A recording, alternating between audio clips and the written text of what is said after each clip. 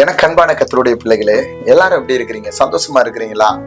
ஆவிக்குரிய மண்டலங்களுக்குள்ள பிரயாணம் பண்ண பெண்கள் என்ன செய்யணும்? பெண்கள் எப்படியெல்லாம் தேவனுக்கு முன்னாடி நடக்கணும்? இன்னைக்கு ரட்சிக்கப்பட்டுட்டீங்க, நல்லா கவனிங்க, ஞானஸ்தானம் எடுத்துட்டீங்க, சபைக்கு போறீங்க. ஏன் இன்னைக்கு சில போராட்டங்கள், பாடுகள், உங்களால தனியா செபிக்க முடியல, தனியா உபவாசிக்க முடியல? ஏன்னா நீங்க உலகத்தோட இன்னைக்கு பின்னி இருக்கிறீங்க. இப்ப நான் சொல்ற வார்த்தைகள் எல்லாம் மகிமையின் மண்டலம். அப்படின்னா நீங்க தேவனோட நெருங்க நெருங்க இந்த காரியங்கள் எல்லாம் வெறுக்க கர்த்தர் உங்களை அடுத்த கட்டத்துக்கு கொண்டு போவார். நீங்க பேருக்கு பைபிள் எடுத்துட்டு போய் இன்னைக்கு உலகத்துக்கு ஒத்தவ வேஷம் தரிக்கிற கிறிஸ்தவ பெண்களோட நீங்க இருக்கக்கூடாது. பாருங்க, இன்னைக்கு ரெண்டு விதமான கிறிஸ்தவ பெண்கள். அதான் ஒண்ணு மாம்சத்துக்குரியவர்கள், இன்னொன்னு ஆவிக்குரியவர்கள். இந்த வார்த்தை ஆவிக்குரிய கிறிஸ்தவ பெண்களுக்கான வார்த்தை. அவர்கள் எப்படி தேவனோட இருக்கணும்? நல்லா கவனிங்க. இன்னைக்கு ஆவிக்குரிய மண்டலத்துல வர கிறிஸ்தவ பெண்கள் எதையெல்லாம் வெறுக்கணும்? நல்லா கவனிச்சு கொள்ளுங்க. இன்னைக்கு வேதம் நமக்கு எதை சொல்லி கொடுக்குது? எடுத்து வாசிங்க. 1 பேதுரு 3வது அதிகாரம் 3-4.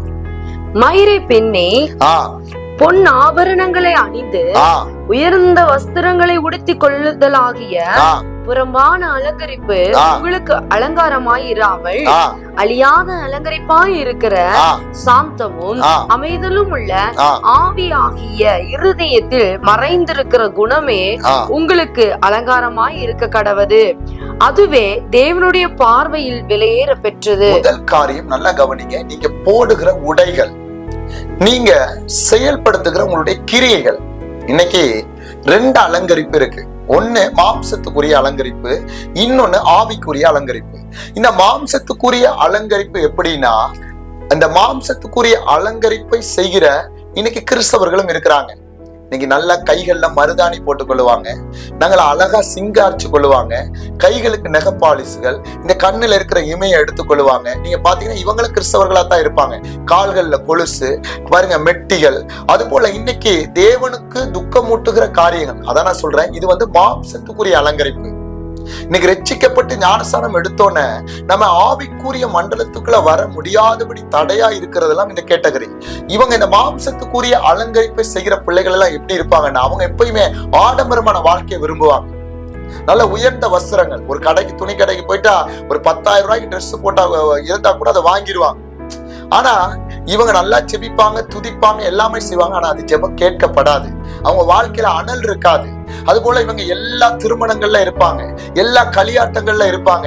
அதான் ரோமர் 12:2 நினைக்கிறேன், உலகத்துக்கு ஒத்த வேஷம் தரிக்க கூடாதுன்னு சொல்றாருல. இந்த கேட்டகரியில இருக்கிற கிறிஸ்தவர்கள் தான் மாம்சத்தின் அலங்கரிப்பை உடுத்தி இருக்கிறவர்கள். ஆனா ஒரு ஆவிக்குரிய அலங்கரிப்பை கொள்ளுகிற பிள்ளை எப்படி இருப்பாள்? அதான் இந்த மாம்சத்துக்குரிய அலங்கரிப்புல இன்னொரு இடம் கூட சொல்றாருங்கன்னா, தீமோத்தேயுக்கு எழுதின நிருபம்னு நினைக்கிறேன். பாருங்க, 1 தீமோத்தேயு 2வது அதிகாரம் 9-10. ஸ்திரீகளும் மயிரை பின்னுதலிலாவது, பொன்னினாலாவது, முத்துக்களினாலாவது, விலையேற பெற்ற வஸ்திரத்தினாலாவது தங்களை அலங்கரியாமல் தகுதியான வஸ்திரத்தினாலும் ஞானத்தினாலும் தெளிந்த புத்தியினாலும் தேவ பக்தி உள்ளவர்கள் என்று சொல்லிக் கொள்ளுகிற ஸ்திரீகளுக்கு ஏற்றபடி நற்கிரியைகளினாலும் தங்களை அலங்கரிக்க வேண்டும். 11 படிச்சிருங்க. ஸ்திரீயானவள் எல்லாவற்றிலும் அடக்கமுடையவளாய் இருந்து அமைதலோடு கற்றுக்கொள்ள கடவுள். நல்லா கவனிங்க. இந்த மாம்சத்துக்குரிய அலங்கரிப்பு தான் இன்னைக்கு நான் சொன்ன சிம்டம்ஸ் எல்லாம். எப்படின்னா மருதாணிகள், அது போல இன்னைக்கு தலைக்கு பாருங்க பூ வைக்கிறது, அது போல இன்னைக்கு கைகள்ல பாருங்க நிகப்பாலிசுகள், அப்படி நிறைய கேட்டகரி இருக்கு இன்னைக்கு. இதெல்லாம் மாம்சத்துக்குரிய அலங்கரிப்பு. இதையும் சில கிறிஸ்தவர்கள் செய்கிறார்கள். அவர்கள் தான் மாம்சத்துக்கு உட்பட்டவர்கள். ரோமர் 8 வேறு பிரிக்கிறார் ஆவிக்குரியவர்களை, மாம்சத்துக்குரியவர்களை. நீங்க படிச்சு பார்க்கலாம் ரோமர் 8வது அதிகாரத்துல. இப்ப இவர்கள் எப்படின்னா, இவர்கள் ஒவ்வொரு நாளும் சபைக்கு போவார்கள், எல்லாமே செய்வாங்க. ஆனா ஆவியில அனல் இருக்காது, கனி இருக்காது. இவர்கள் எப்படின்னா உலகத்துக்கு முன்னாடி ஒத்த வேஷம் தரிக்கிறவர்கள், பிரபலப்படுத்த அலைகிறவர்கள். அது போல நல்லா கவனிச்சு கொள்ளுங்க. இவங்க நல்லா மேக்கப் எல்லாம் விரும்புவாங்க. எப்படியும் 1 மணி நேரத்துக்கு ஒருக்கா பாருங்க, ஒரு இல்லாட்டி ஒரு 3 நாளைக்கு ஒருக்கா தன்னுடைய முகத்தை அலங்கரிக்காட்டி உங்களுக்கு தூக்கம் வராது. ஏன்னா இவர்களை சில ஸ்பிரிட்டுகள் கட்டப்பட்டிருக்கு. அதுதான் எசபேல். அவர் தன் கண்களுக்கு மையிட்டு, அதான் 2 ராஜாக்கள் 9வது அதிகாரத்துல நீங்க அந்த எசபேலுடைய ஸ்பிரிட்டை குறிச்சு பார்க்கலாம். இந்த ஸ்பிரிட்டு இன்னைக்கு கிறிஸ்தவ பெண்களை சில பேரை கட்டும் பொழுதுதான் அவர் ஆவிக்குரிய மண்டலத்தை விட்டு மாம்சத்துக்குரிய மண்டலத்துல இன்னைக்கு தேவனை மறுத்து உலகத்துக்கு ஊறியபடி வாழும் பொழுது அவளால் அநேகர் இன்னைக்கு இச்சைகளுக்கு உட்படுத்தப்பட்டு அநேகர்களை இன்னைக்கு பாவத்துக்குள்ள விழத்தழுகிறவர்களா இருக்கிறார். ஏன்னா அவளுக்குள்ள இயங்குறது எசபேலுடைய ஆவி. ஆனா ஆவிக்குரியவள் எப்படி இருக்கும்னு நாங்க சொல்லும் பொழுது அதே 1 தீமோத்தேயு 2:10 சொல்லுது, தகுதியான வஸ்திரத்தினாலும் அவள் எப்பொழுதும் தன்னுடைய ஆடைகள்ல தன்னுடைய ட்ரெஸ்ஸுகள்ல கரெக்டா இருப்பா. அவள் சபைக்கு போகும்பொழுது அவளை பார்த்தாலே அவளுடைய முகத்துல மகிமை நிரம்பி இருக்கு. ஏன்னா அவள் இரவு நேரம் முழுவதும் கர்த்தருடைய சமூகத்துல உட்கார்றதால. அடுத்தது பாருங்க, அவள் எப்படி இருப்பாங்கன்னா தெளிந்த புத்தி, அதுபோல தேவ பக்தி உள்ளவர்கள் என்று சொல்லிக் கொள்ளுகிற ஸ்திரீகளுக்கு ஏற்றபடி நற்கிரிகைகளை தங்க ஆயத்தப்படுத்துவா. அதைத்தான் நம்ம பேதுருல படிச்சோம். 1 பேதுரு 3வது அதிகாரத்துல அழியாத அலங்கரிப்பா இருக்கிற சாந்தமும். இந்த ஆவிக்குரிய மண்டலத்துல இருக்கிற அந்த பெண்களுடைய வாழ்க்கையில பாத்தீங்கன்னா அவள்கிட்ட அன்பு இருக்கும், சமாதானம் இருக்கும், சாந்தம் இருக்கும், ஆத்தும பாரம் இருக்கும், ஜெபிக்கிற எண்ணம் இருக்கும், வேத வாசிப்பு இருக்கும், இரவு முழுவதும் கர்த்தருடைய சமூகத்துல இருப்பா. தன்னுடைய குடும்பத்தை, அதான் புத்தி உள்ள ஸ்திரீன்றவள் இவள் தான். ஏன்னா இவள் உலகத்தை வெறுத்து ஆவிக்குரிய மண்டலத்துல தன்னை வெறுமையாக்கி கர்த்தரிடத்துல கீழ்ப்படுகிறவள். இன்னைக்கு மாம்சத்துக்குரிய பெண்கள் அப்படின்னா அவள் தன்னையே மேன்மைப்படுத்தி ஒரு ஆளை பார்த்து அவங்களுடைய நடைமுறைகளை வச்சாலே ஆவியானவர் பேசிடுவார், இவன் மாம்சத்துல இருக்காளா ஆவிக்குள்ள இருக்கிறாளா, அதான் ஆவியினுடைய பகுத்தறிகிற வரம். அப்ப இன்னைக்கு இதை பாக்குற பெண்களாகிய நீங்க இன்னைக்கு தேவனை பிரியப்படுத்துறா இருக்கிறீங்களா, இந்த உலகத்தை பிரியப்படுத்துறா இருக்கிறீங்களா? இதை பார்க்கும் பொழுது கூட சில பேர் கேட்பீங்க, அந்த பாசமா இப்படி போட்டிருக்காங்களே, அந்த பாஸ்டர் இப்படி போட்டிருக்காங்களே. இன்னைக்கு உலகத்துல பாவம் எல்லா இடத்துலயும் பெருகி இருக்கு.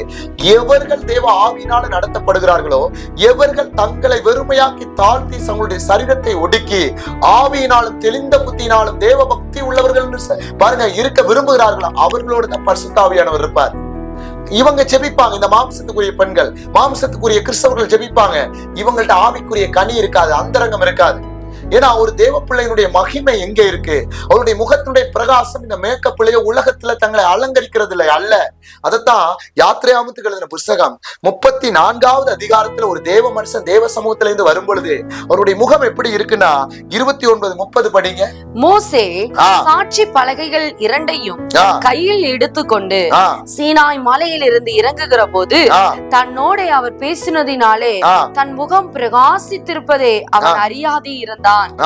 ஆரோனும் இஸ்ரவேல் புத்திரர் எல்லாரும் மோசேயை பார்க்கும் போது அவன் முகம் பிரகாசித்திருப்பதை கண்டு அவன் சமீபத்தில் சேர பயந்தார். நல்லா கவனிங்க, இந்த மோசே தேவ சமூகத்துல 40 நாள் அந்த சீனாய் மலையில பாருங்க கர்த்தருடைய பர்வதத்துல போய் அவர் தன்னை உபவாசப்படுத்தி ஒடுக்கி வரும் பொழுது அந்த முகத்துல ஒரு பிரகாசம். ஏன்னா கர்த்தர் அவரோட பேசி இருந்ததால்.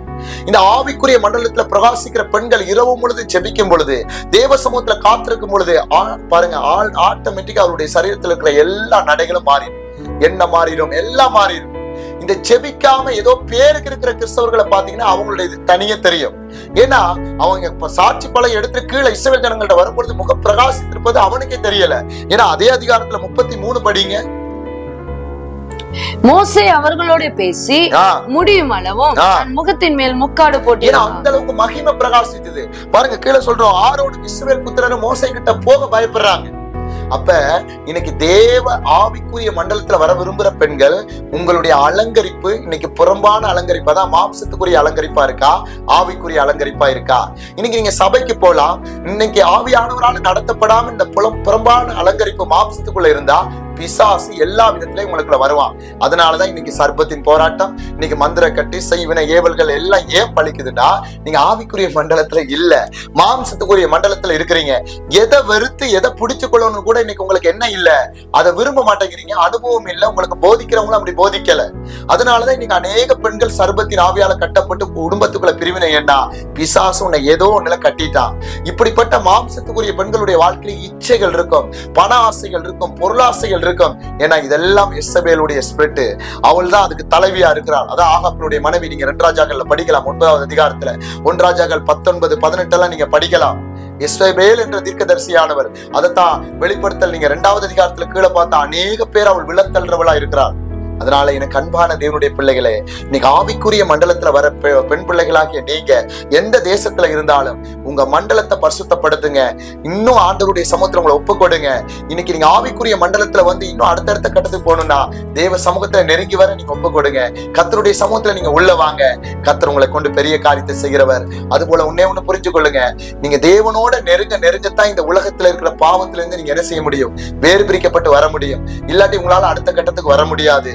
அதால ஆவிக்குரிய மண்டலத்துல வர நீங்க பிரயாசப்படுங்க.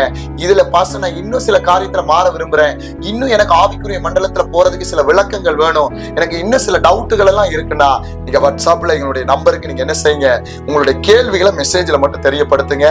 தொடர்ந்து நீங்க ஆவிக்குரிய மண்டலத்துல வர தங்கச்சிமார்கள் விரும்பினா, அது போல தம்பிமார்களும் விரும்பினா நீங்க என்ன செய்யுங்க, உள்ள வாங்க. இந்த வார்த்தை பெண்களுக்கு மாத்திரமல்ல, நீங்க இதை பாக்குற யாரா இருந்தாலும் நீங்க மாம்ச மண்டலத்தை விட்டு ஆவிக்குரிய மண்டலத்துக்குள்ள வர உங்க சரீரத்தை வெறுமையாக்கி ஒடுக்கி உங்களை பரிசுத்தப்படுத்தி தெளிந்த புத்தி உள்ளவர்களாய் தேவ பக்தி உள்ளவர்களாய் என்ன செய்யுங்க, தரித்துக் கொள்ளுங்க. எல்லாவற்றிலையும் பாருங்க, அடக்க ஒடுக்கமாயிருந்து கர்த்தரை பயத்தோட பிடிங்க. கர்த்தர் இந்த வார்த்தைகளை பார்க்கிறவங்களை ஒவ்வொருவரையும் கர்த்தர் ஆசீர்வதித்து நீங்கள் விட்டு கொடுக்கும் பொழுது உங்களை உயர்த்த வல்லமை உள்ளவராய் இருக்கிறார். God bless you.